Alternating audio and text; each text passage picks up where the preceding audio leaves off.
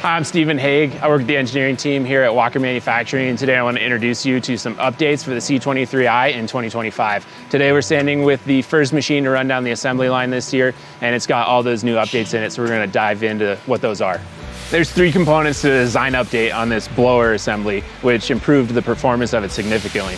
Start with the fixed chute, which is what connects the discharge from the deck to the inlet of the blower.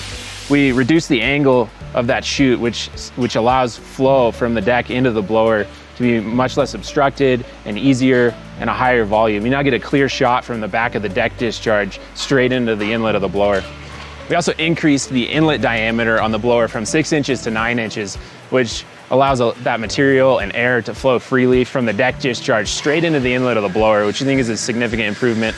Lastly, the blower wheel remains 3-bladed, but we increased the angle of attack of those blades so they have a lot more surface area, which is moving air through the system and material, throwing it up into the catcher box. Finally, we added a pre-cleaner to the air intake system, which moves the intake from the back of the machine near the catcher box up to the front by the operator seat. This is going to be a cleaner air source for fresh air for the engine, and also adds a layer of filtration with the pre-cleaner.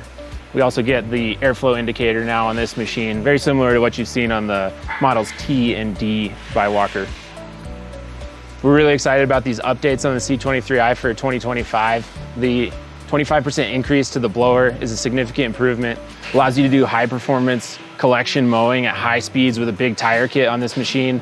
It's really fun to mow with. We really enjoyed the testing process, and we think these are good, significant improvements to bring this machine to the next generation of Walker mowers. So thanks for joining us today, and we look forward to seeing you next time.